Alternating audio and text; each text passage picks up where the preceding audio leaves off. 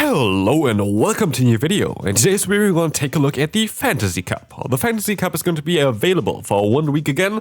This cup is going to only allow you, as you can see here by the way if you click onto the rules, to use Dragon, Steel and Fairy type Pokemon that are below 1500 CP. So it's going to be Great League Fantasy Cup.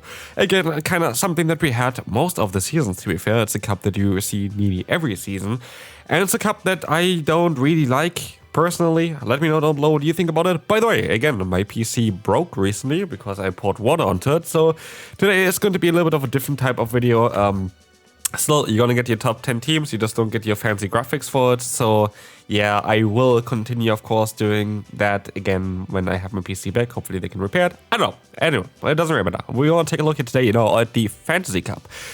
Fantasy Cup is going to have the Danny here quite high up, which is going to be a Pokemon we have to talk about. But look who's number one, a Pokemon that hasn't been number one in literally like 3 years or something. The Galarian Stunfisk, a Pokemon that destroyed the metas previously to the point where it got nerfed on all 3 moves. And now it is kind of back because at least Rockslide got buffed. But yeah, still, Galarian Stunfisk is going to be solid for this meta. Is it going to be the best Pokemon? Most likely not. I think it's kind of more of a sim hero to the point that I don't think it's going to be as good as it's going to be here. It's still a solid Pokemon. We still have a team with it as well. Don't get me wrong, it's still a solid Pokemon to run. But what do we have here? We have Pokemon like Corviknight, which are going to be very nice as safe-subs for this meta. You have Weezing, which is a very nice generalist, in a meta where we're going to have Fairy, Dragon, and Steel-type Pokemon. It's great to have Fairy Wind for Dragon-type, Sludge for Fairies, and Overheat for Steel-type Pokemon. So you can cover every single kind of Pokemon currently with Galarian Weezing. That's why it's number 2 and number 5. It is a very good Pokemon. Then you're going to have Turtonator. Turtonator is going to be a very interesting Pokemon as well, which got buffed this season. Gain access to Dragon Claw, having a tiny bit of a buff there. You have also Brutal Swing, which you don't really need in this meta. But Turtonator is kind of cool as well because you're going to be able to destroy those Steel-type Pokemon while still being able to hit Fairies with Overheat and having Dragon Claw for Dragon-type Pokemon. So like those Pokemon are going to be very nice because you have a very limited meta. You kind of want to have Pokemon that are either going to be absolutely insane on their own, welcome to the Dene, or Pokemon that are going to be able to fit multiple roles, going to be good against multiple of the types right now. And that's kind of what you want to see here. For example, Steelix is going to be cool, can still deal with any kind of Pokemon in the current meta, that's why it's number 8. Empoleon, one of the buff Pokemon, is going to be very cool. Dugtrio Alolan, get your Dugtrio out. This Pokemon is going to be very, very solid. We have teams with that as well. If you don't have your Dugtrio, get your Excadrill out. This is also kind of a similar Pokemon that does basically the exact same things. Yeah, there are a lot of interesting Pokemon here for sure. Fortress is going to be very cool with a Volt Switch, by the way. We're going to talk a little bit about it. And then, as you can see already, the score is really going down fast, which means if the further you go, the lower you kind of get to Pokemon that you maybe don't want to see that much. But there's still some hidden gems in here that you want to talk about. I think Aegislash, again, is a Pokemon that people underestimate because a lot of people don't have the XL, and I don't think it's being showcased properly on PvPoke. We going to have Florges here, which got access to Chilling Water, which makes this Pokemon very, very interesting for this meta. We have the Altaria, which is going to be an interesting Pokemon with Flamethrower, giving it great coverage in this current meta since the season. And then we're going to have some of the Fairy-type Pokemon. I think Tinkaton is going to be very cool. I think Ferrothorn is going to be very cool. Cyril is going to be cool. Magneton is going to be cool. There are a lot of good hidden gem Pokemon still down here. So it doesn't mean that they're not usable, but you have to really be mindful of what you want to choose. And now we have 4 minutes of meta talk. We can take a look now at the teams, which is kind of funny. Maybe you like this type of style more than the one before. I don't know. Let's take a look at this one. First team, we kind of want to take a look here at the Giratina Lostheart, a Pokemon that maybe you don't really have, you can still currently get. I think it's still currently available for Giovanni, so like you can still have the Pokemon, you just cannot get rid of Frustration currently, which is... oh no, actually, never mind, it doesn't have it anymore. Don't listen to me, it has like the other one, has Tornadus now, so sorry about this. Stop writing those comments below. Yes, it is Tornadus, not Giratina anymore. Like I felt like the Giratina was there for a month or something, and that was basically it. Anyway, Corviknight is a very good safe-up for this team as well, and then we have Empoleon in the back. There are different options that you can go for as well here that I would also maybe recommend you. If you're going to rate the team, we're going to see that there are some problems, which you, by the way, going to have with every team here. There is not a single team really... I guess there's like 1 or 2 that I have that I feel like are basically perfect. But yeah, as you're going to see here today as well, this is going to be a team that's already very, very solid. We're going to see as well that we're going to have the Danny here as one of the core breakers.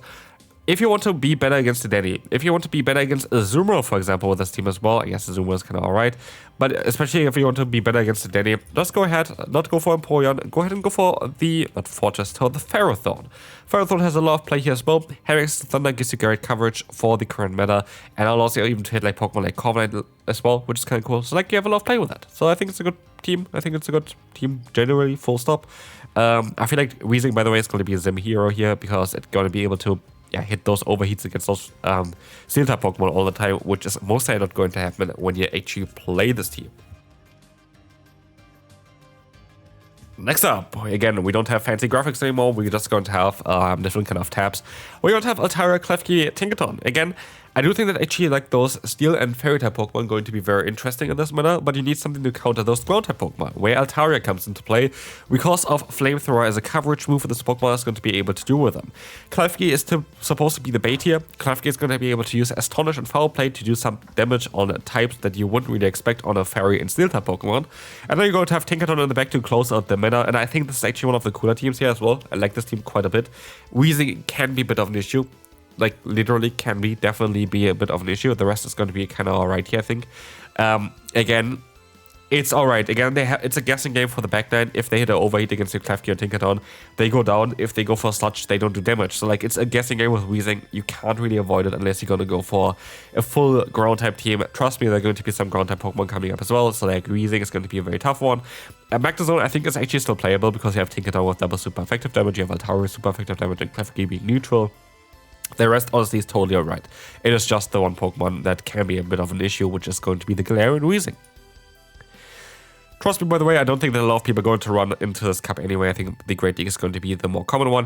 Here we're going to have the Fantasy Cup. Next team here, we're going to have a Azumarill, Duck Trio, as well as the Magnezone. Here we're going to have some ground-type damage. We're going to have Azumarill as the ground-type answer for Magnezone to sweep endgame. Magnezone has a lot of play in a matter of Dragon-types and Fairy-type Pokemon, and also Steel-type Pokemon.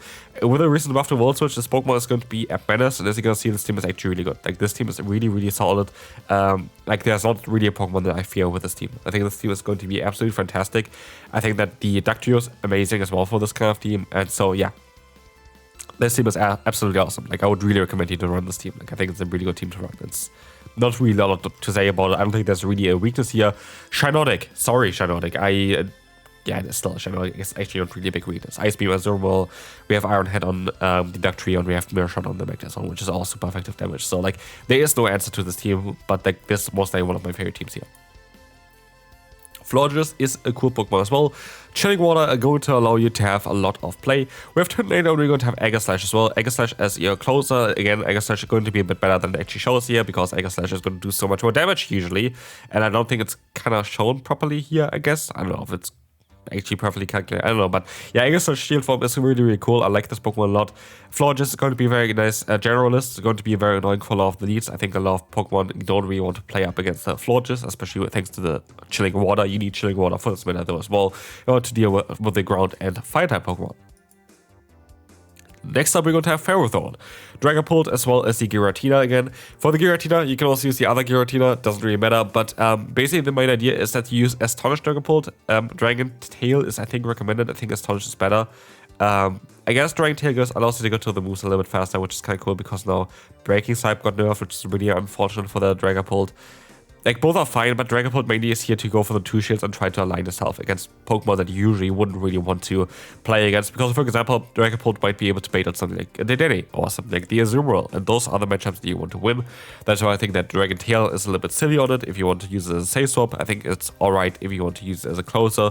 But for the position that we want to have this one in, I think it is better to go like the way it is currently. Next up, we're going to have Weezing, the Flygon, and we're going to have the Galarian Sunfisk again. Galarian Sunfisk is going to be a very solid Pokemon, and we're going to see it as well in the meta ranking. As we will see, this is going to be a fantastic team here as well. We're going to see that the worst Pokemon is actually the other Galarian Sunfisk, but Flygon actually can easily deal with it. Like, Flygon is such a good matchup against it. Like, you have Sentech. Like, you have Sentech on Flygon. You use super effective damage the entire time. I don't know how Sunfisk wins this. Like, I think only if they bait and then hit you with a Earthquake, and then most likely only 0 shields or some stuff like this. You don't have to run Santum, by the way, if you don't want to.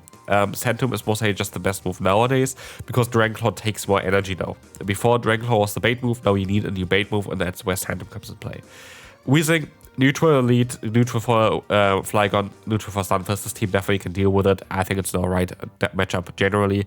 And so we can move on to the next one here, which is going to be Ferrothorn, Salamence, as well as the Turtonator. Salamence here, I'm curious. I would maybe rather go Turtonator size up and Salamence in the back, because Salamence I'm a little bit too worried about the Fairy and Steel type Pokemon in this manner, because you cannot hit them for any damage right now, so like that's a little bit annoying. Unless you go for Brutal Swing and like I think Fire Blast learns, yeah, Fire Blast, and you can hit them, which would be a funny move set there as well. I wish, by the way, this meta wouldn't be available while Great League, because everybody's going to run Great League, me included. Because I feel like you can beam a lot in this meta with like something like Fire Blast Salamence. But yeah, we're not going to see it here, sadly. We can move on now to the next team. Team number 8, we're going to have the Dedenne, Corviknight, and Altaria. We talked about the Dedenne before. The Dedenne is quite broken. The Dedenne is going to be a very strong Pokemon. There's a lot of play unless you're going to encounter a Ground-type Pokemon. And that's why we have 2 Flying-type Pokemon that have Ground-type coverage, basically, because all Ground types are also kind of either part Steel or Dragon. Dragon we can resist with Corviknight, and Steel as well. Like everything we can resist with Corviknight here. And Altaria can deal with those as well. So like it is going to be the best backline basically that you can imagine against ground type Pokemon. And that's why this is a team that really functions well.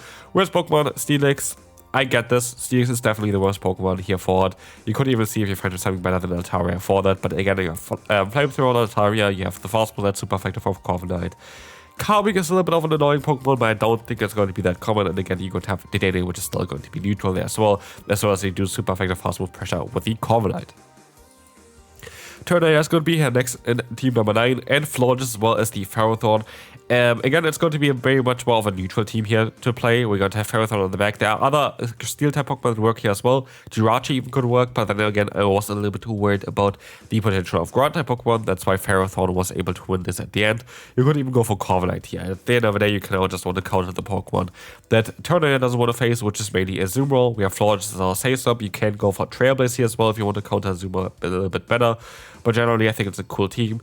Weezing, again, is going to be able to basically beat everything here right now, so it is what it is. I actually don't think I have a Weezing team. I feel like Weezing can function basically in every position here, by the way. No, I actually have a Weezing team, which I just showcased you before, and now accidentally closed. I love how this is working. But we can move on to the final team, which I like quite a bit as well, because we're running Combo Fortress with Volt Switch as well as the Scissor. Scissor is going to be here to counter those Fairy-type Pokemon, which are going to be very common. Fortress is here as like a bait, because you're going to be able to go for Volt Switch, generating a lot of energy, and you have Sand Tomb and Rock Tomb pressure. I could even see that Earthquake would work out quite well for this Pokemon as well. Yeah, it really depends. I think Earthquake might be even a little bit better to even get shields more guaranteed. And then Scissor is going to be able to sweep end game. Combo here to counter, of course, those Steel-type Pokemon, which you cannot really deal with the Scissor. And that's kind of it for today's video. I hope you enjoyed it. Again, sorry about how the quality is now. This is kind of on how it has to be for the time being until my new PC is sorted out or I get my old PC back. So here's what it is. You're going to see some more videos like this for the Open Great League tomorrow, most likely. So see you then. Bye-bye.